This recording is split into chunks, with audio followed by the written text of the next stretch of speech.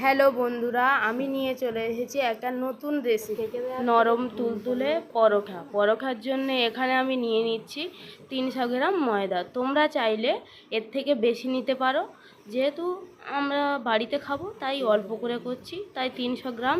আমি পরিমাণ মতো লবণ অ্যাড করে তারপরে তেল দিয়ে দেব, তারপর এতে আমরা চিনি জল দিয়ে দেব, তারপরে ফোটানো জলটা একটু সামান্য পরিমাণে দিয়ে দিতে হবে। তারপরে একে ভালো করে মাখিয়ে নিতে হবে।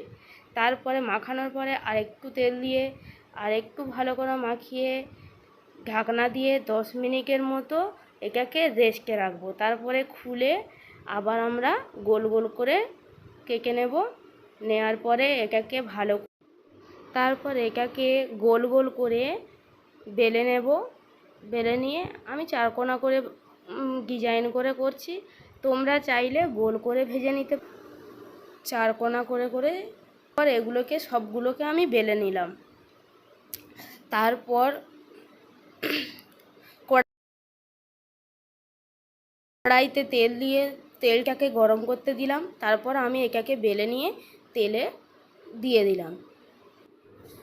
এইভাবে সবগুলোকে ভেজে নেব আমি। তারপরে পরিবেশন করে দিলাম আলুর তরকারি দিয়ে। দেখো, আমি একটা ভেঙে দেখিয়ে দিচ্ছি কতটা নরম হয়েছে পরোটাটা।